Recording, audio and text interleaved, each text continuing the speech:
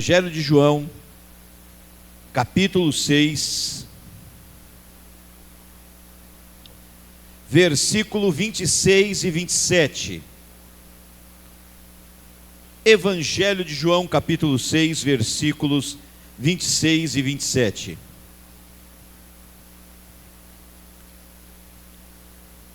Diz assim a palavra de Deus: Jesus respondeu e disse-lhes: na verdade vos digo, que me buscais não pelos sinais que vistes, mas porque comestes do pão e vos saciastes.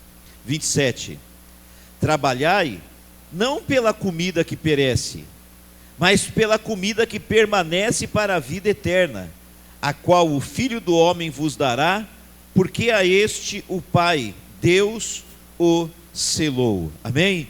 Senhor, fala conosco, fala com a tua igreja, usa este teu servo como instrumento do Senhor, e debaixo da unção e da direção do teu Espírito Santo, coloca as palavras nos meus lábios, Pai, para que eu possa, usado pelo Senhor, abençoar todos que nos ouvem, os que estão presentes aqui, os que estão nas redes sociais.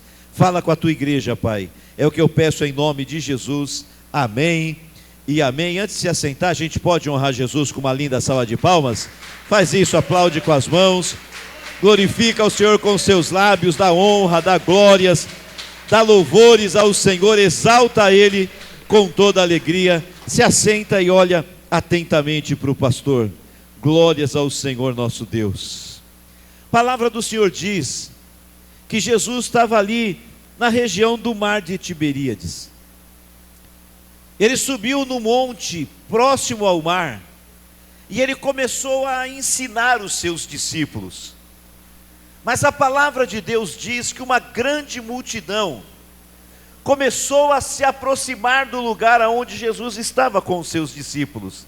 Ele levanta a cabeça e ele vê aquela multidão chegando, uma grande multidão de pessoas se aproximando para ver Jesus. E quando aquela multidão estava chegando perto, Jesus provoca um dos seus discípulos, chamado André, e diz para ele, melhor dizendo, chamado Filipe, e diz para ele assim: Filipe, como nós vamos comprar pão para alimentar toda essa multidão que está chegando? O Filipe ficou meio abismado com a palavra de Jesus e disse assim: Senhor, 200 dinheiros de pão não vai ser o suficiente para que cada um deles coma um pouquinho. Mesmo que a gente compre muitos pães, não vai ser suficiente para cada um comer um pouco. E enquanto o Filipe dizia isso, o André, que era irmão do Pedro, ele se aproximou do Senhor e disse no versículo 9: está aqui um rapaz, Senhor, que tem 5 pães de cevada e 2 peixinhos. Ele anunciou para o Senhor dizendo que tinha 5 pães e 2 peixinhos. Põe o versículo 9 para a gente aí. Ele disse isso, olha com atenção esse versículo, capítulo 6, versículo 9 de João. Está aqui um rapaz, disse o André, que tem 5 pães de cevada e 2 peixinhos. Mas olha o detalhe: mas que é isto para tantos? Quantos pães e quantos peixes tinha lá? Fala comigo. 5 pães e 2 peixinhos. Quando a gente faz expressão corporal, a gente grava, faz comigo assim: 5 pães e 2 peixinhos. Havia uma multidão de mais de 5.000 pessoas, eram 5.000 homens, além das mulheres e das crianças. E Jesus tinha mandado alimentar aquela multidão que estava chegando. E tudo que eles tinham eram 5 pães e 2 peixinhos. E o André disse para Jesus: mas o que são 5 pães e 2 peixinhos para tanta gente? 5 pães e 2 peixes para aquela multidão é a mesma coisa que nada. Mas isso quando Jesus não está na história. E você precisa entender isso para a sua vida. Quando nós olhamos para o pouco pode não ser o suficiente quando não tem Jesus. Mas a boa notícia é: você tem Jesus. Jesus habita em você, Ele está contigo o tempo todo. Por isso, quando você tiver pouco nas tuas mãos, quando você tiver pouco ao seu alcance, não reclame do pouco, não murmure diante do pouco, não fale mal do pouco, não amaldiçoe o pouco, porque o pouco nas minhas e nas suas mãos poderia não ser nada. Mas não é só o pouco que nós temos pouco, mas também nós temos Jesus. E quando o pouco está nas mãos de Jesus, o pouco se torna muito. Quando você receber o salário e no seu coração vier aquele sentimento assim, é tão pouco, não reclame do salário. Tem um montão de gente, ou um monte, que queria estar trabalhando lá onde você está trabalhando e recebendo o que você recebe.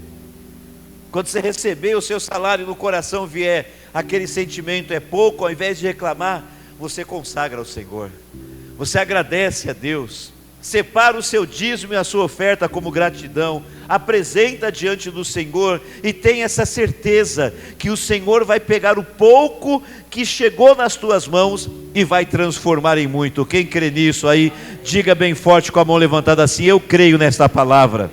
Então pratica isso. O que é isso para tantos? Não é nada, mas Jesus estava lá e foi o suficiente. Você conhece a história. Jesus mandou aquela multidão, estima-se que havia em torno de 15 mil pessoas, quando você acrescenta mulheres e crianças, e mandou todo mundo se assentar, e separou a multidão em grupos de 50 e em grupos de 100. E aqui eu aprendo uma outra lição importante. Aprende isso, eu quero ensinar você. Já estamos começando a se preparar para terminarmos este ano abençoados e começando o ano que vem abençoado também. Eu aprendo aqui que Jesus não opera na bagunça, Jesus opera na ordem. Ele mandou todo mundo se assentar, era uma multidão, 15 mil pessoas. 15 mil pessoas enchem um estádio de futebol do interior, né? Os menores estádios, mas é muita gente. E ele, antes de operar o milagre, ele fez todo mundo se assentar e separou aquela multidão em grupos de 50 e em grupos de 100, todo mundo sentadinho, organizadinho, de 50 em 50, de 100 em 100. Você sabe o que acontece? Às vezes nós estamos orando para Deus abençoar a nossa casa, mas a nossa casa é uma bagunça. E Deus está dizendo assim: eu quero abençoar a tua casa, mas você precisa colocar a tua casa em ordem. Lembra que ele falou para o rei Ezequias? Coloca a tua casa em ordem. Às vezes, nem arrumar a cama quando acorda, tem gente que não arruma. A casa vive cheia de... A louça, em vez de ficar guardada no armário, está amontoada na pia. Tudo bagunçado. A roupa que deveria estar no guarda-roupa, guardadinha, passada, está tudo amontoada no lugar lá, esperando para passar. Todas as roupas da casa, a pessoa vai sair, não tem uma roupa passada, tem que passar a roupa na hora, correndo. A casa está uma bagunça. Deus quer abençoar, mas entende, Deus não opera na bagunça, Deus opera na ordem. Fala para o seu irmão assim: coloca a tua casa em ordem. Fala para ele: coloca a tua vida em ordem. Então veja que Jesus não operou milagre no meio da bagunça. Ele primeiro colocou ordem nas coisas. Senta todo mundo sentou. Grupo de 50 e grupo de 100, fizeram grupinho de 50, grupinho de 100. Aí Jesus chama os discípulos, pega os pães e os peixes, levanta para os céus, faz uma oração agradecendo ao Senhor. E quando ele termina de orar agradecendo pelo pouco, quanto que era mesmo? 5 pães e 2 peixinhos. Veja que ele agradeceu pelo pouco. E quando ele agradece a Deus pelo pouco, o milagre começa a acontecer. Então há 2 segredos: gratidão e ordem. Pratique esses 2 princípios. Sejam gratos por tudo que Deus te deu, ainda que Deus te deu por enquanto pouco, porque quem é fiel no pouco, sobre o muito será colocado. Você quer viver o muito? Seja fiel no pouco. Você quer experimentar a abundância? Você tem que ser fiel e grato no pouco. E ele pegou os poucos pães e peixes e agradeceu. Esse é o primeiro segredo. E o segundo segredo: organização. Coloca as coisas da sua vida em ordem. Organiza a tua vida financeira. Tem gente que está com a vida financeira bagunçada, tudo atrapalhado, está devendo para 2 pessoas, para Deus e o mundo. Põe a vida financeira em ordem. Para de comprar o que você não pode pagar. Para de gastar mais do que você ganha. Coloca a sua vida em ordem, porque quando você colocar em ordem, Deus estende as mãos e começa a operar milagres e multiplicar. Mas guarda isso no teu coração: o Senhor não opera milagre no meio da bagunça. O crente tem que aprender a ter uma vida organizada em todos os sentidos. Organiza a tua casa, organiza a sua vida financeira, organiza o teu tempo, organiza tudo na tua vida. E aí de repente você vai ver Deus abrindo o céu sobre a sua cabeça e liberando uma chuva abundante de bênção que vai transformar a tua história. Quem crê nisso, digam glória a Deus. Mas você tem que fazer a tua parte, e Deus está falando com muita gente aqui. Aí ele já começa a multiplicação, ele reparte 5 pães e 2 peixes entre 12 discípulos, e aí fala para eles assim: agora serve a multidão. Os discípulos saem no meio da multidão e começam a partir o pão e dar para as pessoas comerem. E o interessante ali é que ele cortava o pão. Lá na minha casa, quando eu corto o pão diminui de tamanho. Mas aquele pão que estava na mão dos discípulos, eles cortavam e o pão não diminuía, o pão crescia. E ele cortava outro pedaço e dava para outro, e os peixes também. Peixes eram só 2, e a Bíblia fala que era 2 peixinhos, não era 2 tubarão, não era 2 peixinhos. Eles cortavam o peixe e o peixe aumentava de tamanho de novo. Cortavam o peixe e o peixe aumentava de tamanho de novo. E assim ia acontecendo, e a Bíblia fala que toda aquela multidão comeu. E olha o detalhe, a Bíblia fala que todos comeram e ficaram satisfeitos. Eles comeram igual a pastora Luciana comeu ontem lá. Comeram até não caber mais. Chegou uma hora que os discípulos vinham, eles falaram assim: não, obrigado, já estou satisfeito. E aí quando os discípulos voltam, pensando que tinha acabado o serviço, Jesus dá um cesto na mão de cada um e fala assim: agora passa no meio da multidão de novo e pega a sobra. Pega o quê? Ué, o que tinha? Não, pera aí, o que era no começo?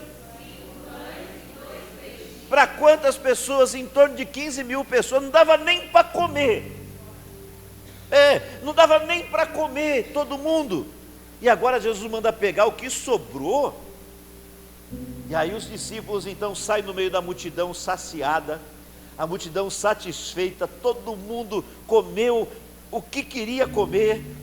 E agora eles passam no meio da multidão e cada um volta com um cesto cheio. Todos comeram, ficaram saciados e ainda sobraram 12 cestos. E você sabe que há uma conjectura aí, que eles dizem que perguntam assim: o que Jesus fez com 12 cestos de pão que sobrou? Não está escrito na Bíblia, mas alguns acreditam que ele pegou aqueles 12 cestos de pães e de peixe e deu para o menino que tinha ofertado os 5 pães e os 2 peixes dele. Agora olha que interessante, Jesus mandou pegar a sobra. Eu tenho ensinado isso há muitos anos, e no começo do ano eu vou ensinar novamente muitas coisas, e esta lição também. Uma coisa que não agrada a Deus, escuta isso. Quem quer ter uma vida abençoada?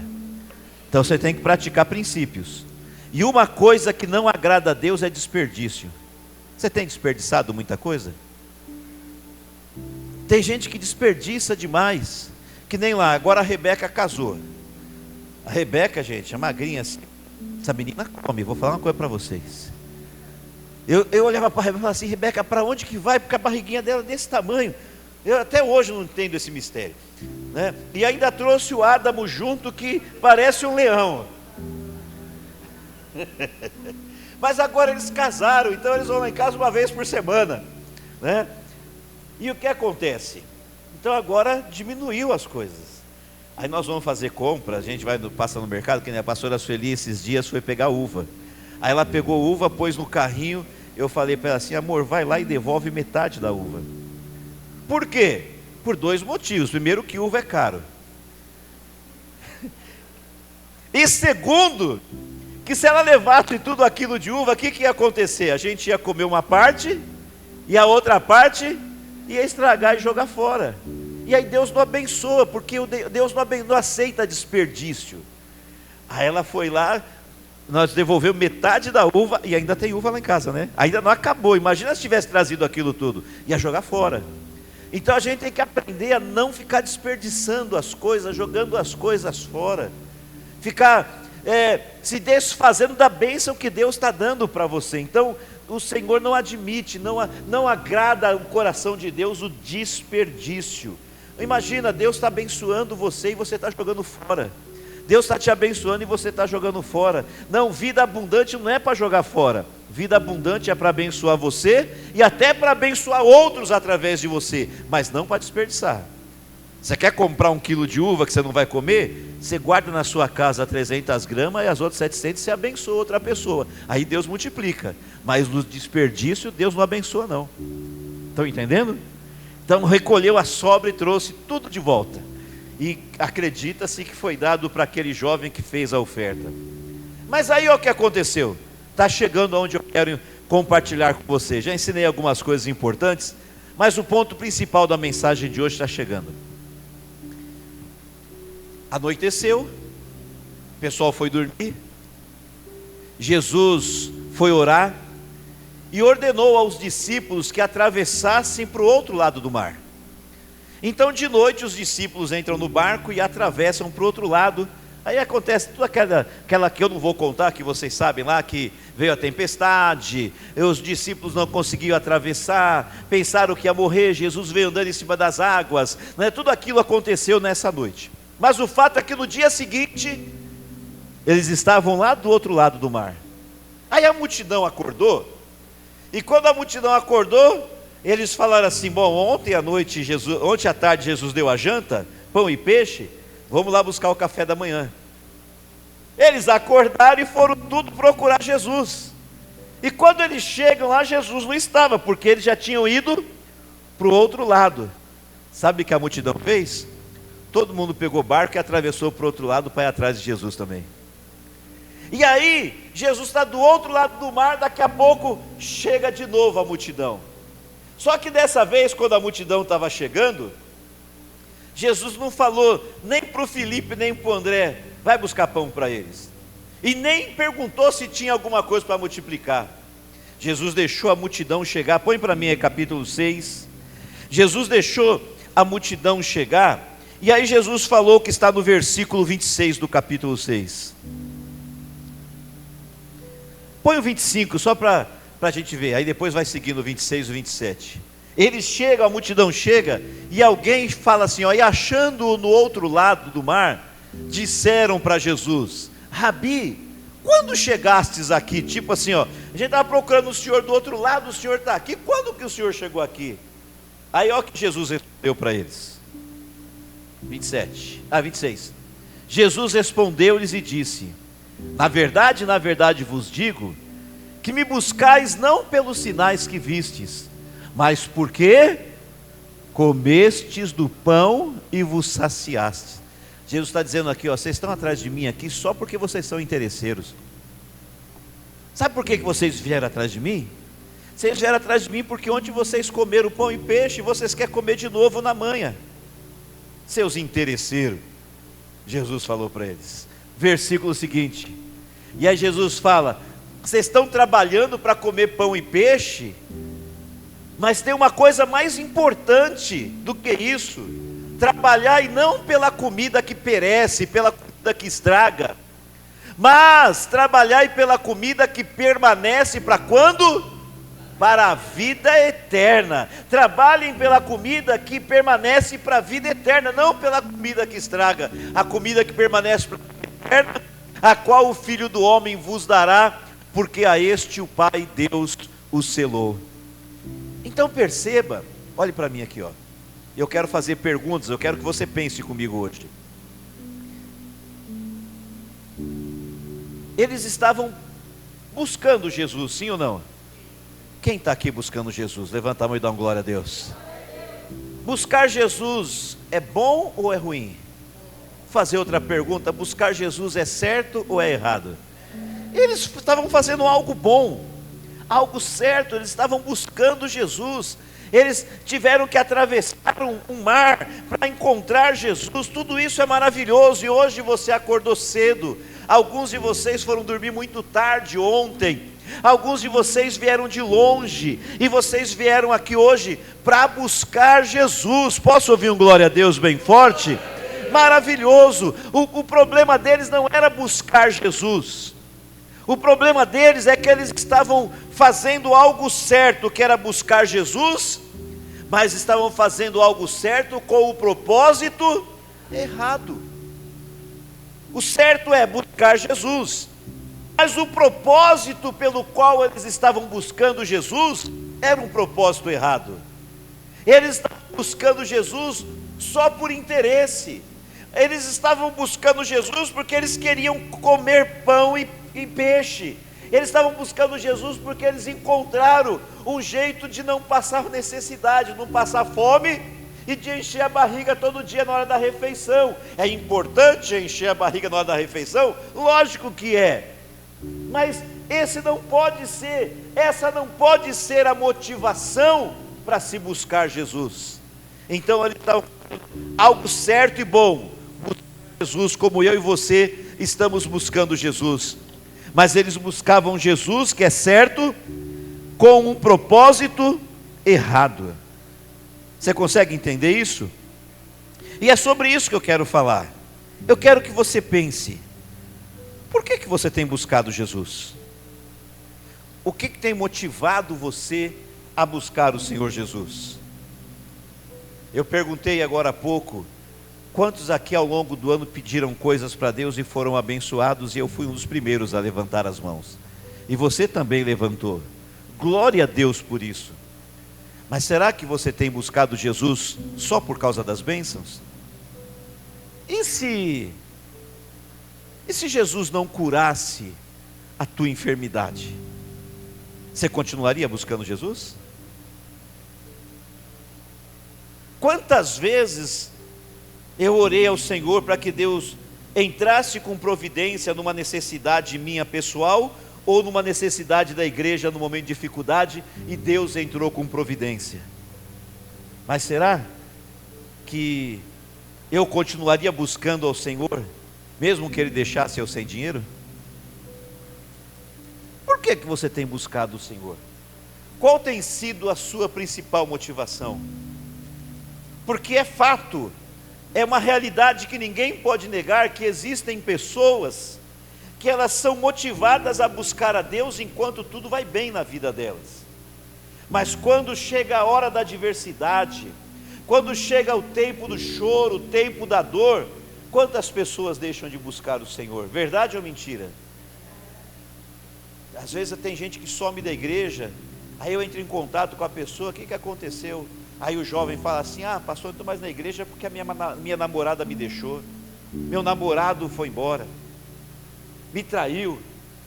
Então quer dizer, foi a tua namorada que te abandonou, foi o teu namorado que te traiu e você deixa Jesus?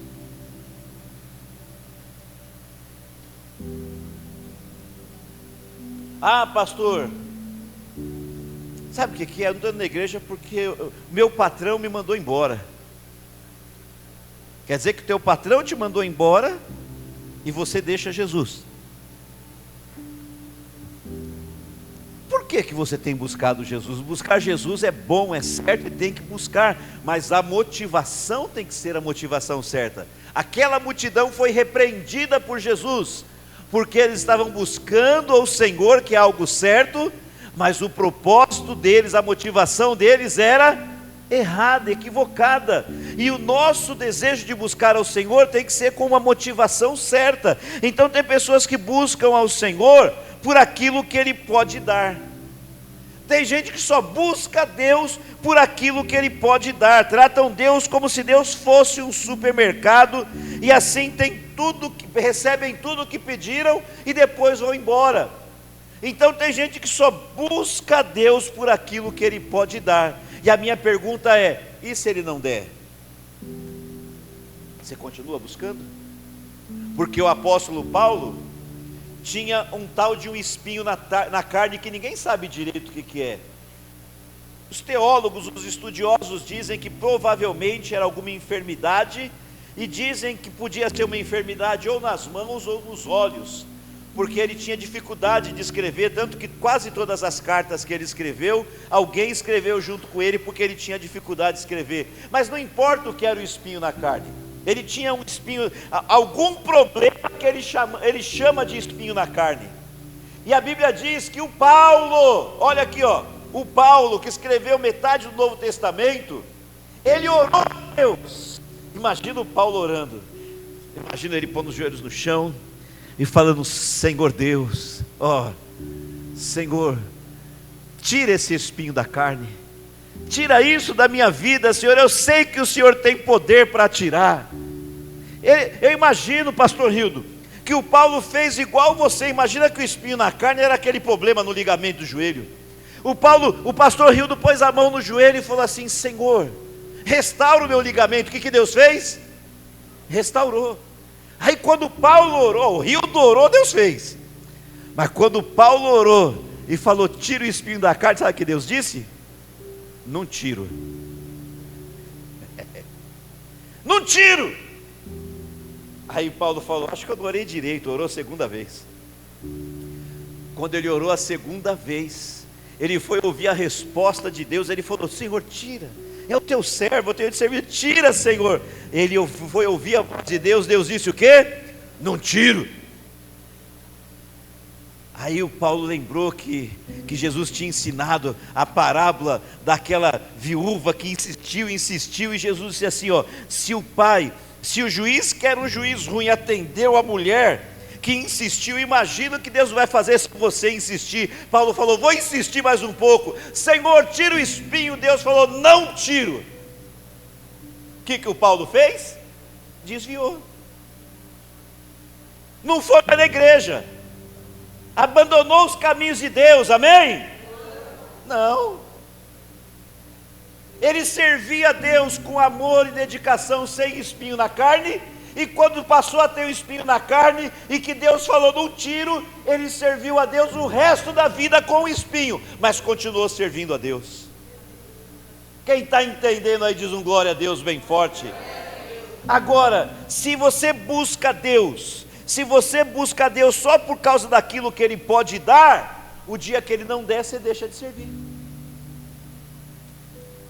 Então quem busca Deus só por causa daquilo que Deus pode dar, está fazendo algo certo com o propósito errado. O que é certo?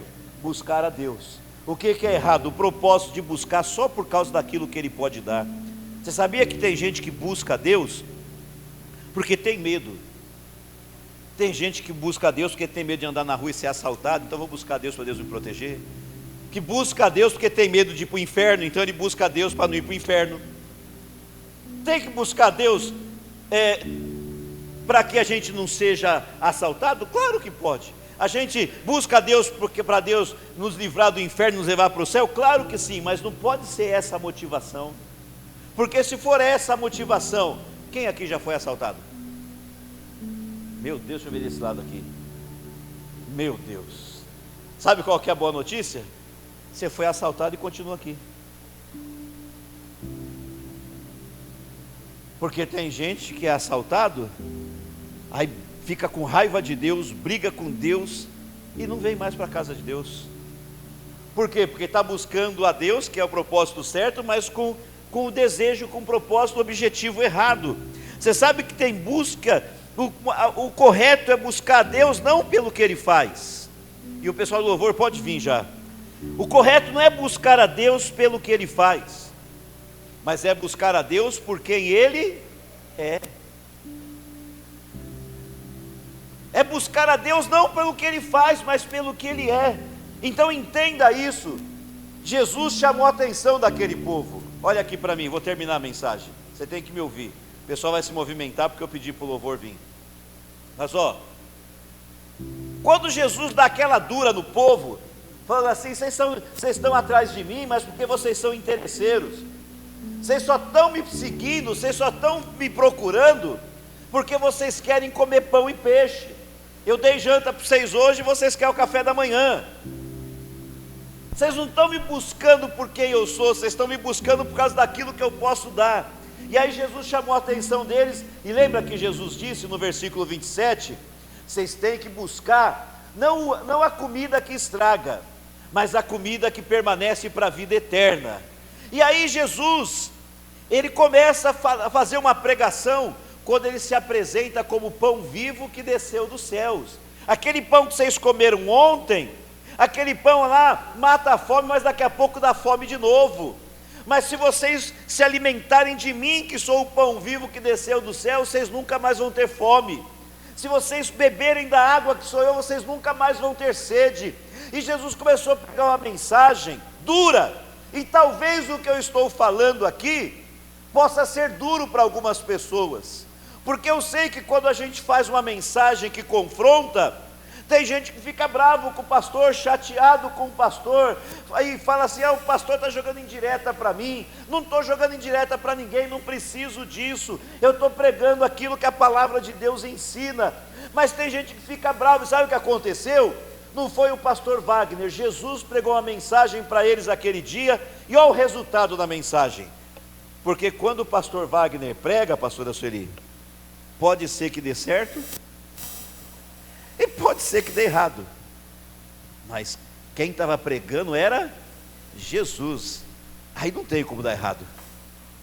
Se o pregador é Jesus, aí é o melhor pregador, é o pregador dos pregadores, é aquele que prega a palavra com autoridade. E aí Jesus pregou, e olha aqui o que aconteceu, acompanha comigo. Quando ele termina a pregação, coloca para mim 6,60. 6,60. Olha lá, terminou a pregação, vamos ver o que aconteceu? Um monte de gente se converteu, um monte de gente se rendeu aos pés de Cristo, aceitou Jesus, teve desviado que se reconciliou, aleluia, vamos ver lá, ó. Muitos, pois, dos seus discípulos, ouvindo isto, ouvindo a pregação, disseram o quê? Vamos comigo todo mundo? Duro é este discurso, quem o pode ouvir? Eles falam, nossa, que pregação dura, não dá para aguentar uma pregação dessa. E olha o versículo 61. Não é o 61 não, vamos pular rapidinho aqui. 66. Eles falaram assim, duro essa pregação é muito difícil de ouvir. Olha o 66, resultado, olha lá. Desde então, o que aconteceu? Vem comigo. Muitos dos seus discípulos, fala bem forte, misericórdia, não deu certo não. Será que Jesus pregou errado? Ele não erra.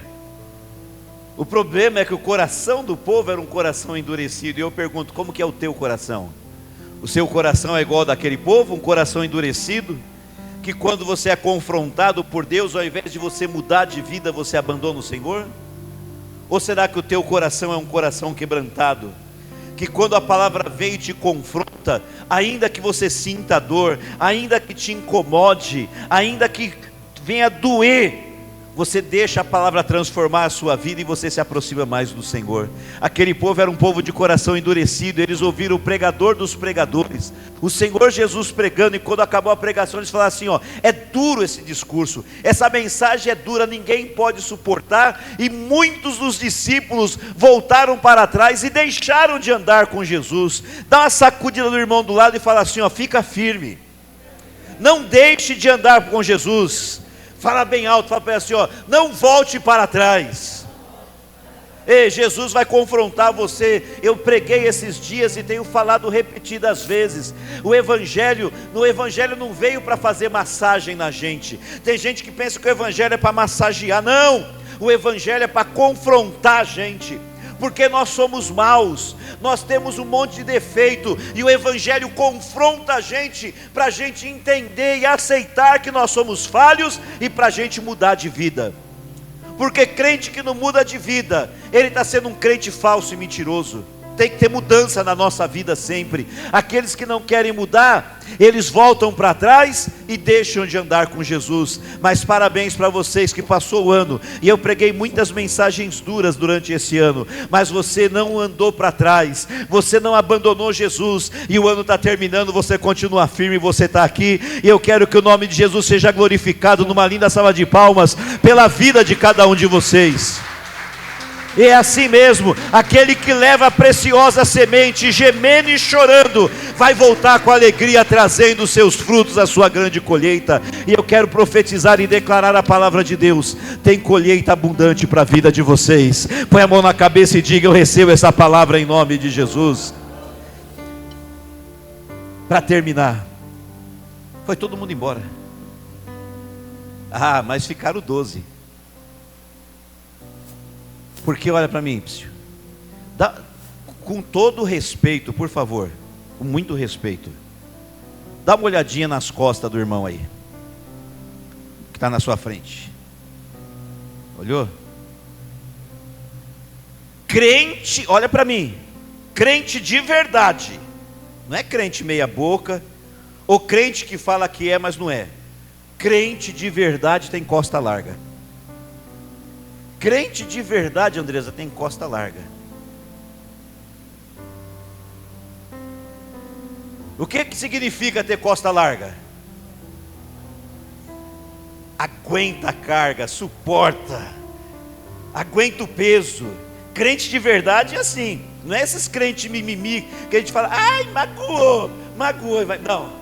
Crente de verdade é costa larga, ele aguenta o peso, ele aguenta o chicote, ele aguenta a carga, ele carrega o peso e ele continua em frente. Crente de verdade é costa larga. Todo mundo foi embora, ficou os 12.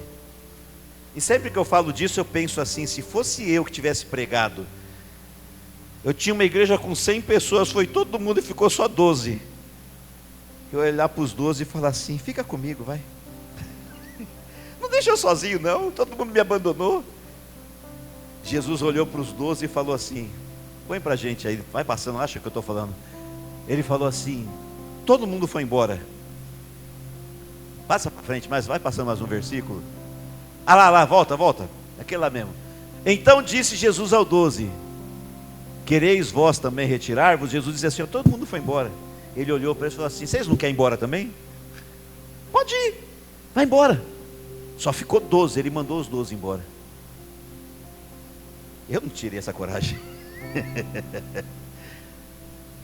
Mas aí o Pedro, em nome de todos os 12, disse o seguinte: respondeu-lhes, pois, Simão Pedro: Senhor, para quem iremos nós? Para onde a gente vai? Só tu tens as palavras de vida eterna. Só o Senhor que tem palavra de vida eterna. Se os outros querem ir embora, pode ir, mas eu vou ficar. Está doendo, Senhor, igual doeu neles, está doendo em mim, mas eu quero ficar. Do jeito que foi duro para eles, foi duro para mim. Eles foram embora, mas a gente quer ficar, e a gente vai ficar. Está pesado, Senhor.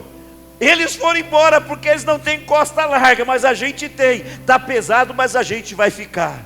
E eles ficaram, e eles ficaram, e eles ficaram, e você tem ficado. E eu quero terminar essa mensagem dizendo que a coroa da vida, ela está à disposição de todos, mas a coroa da vida não vai ser dada para todos, porque a Bíblia diz que aquele que perseverar até o fim, esse será salvo. E a coroa da vida só vai ser entregue para aquele que não abandonar, para aquele que não voltar para trás, para aquele que não retroceder, mas para aquele que permanecer até o fim. E só os que vão permanecer até o fim, fiquem em pé no seu lugar.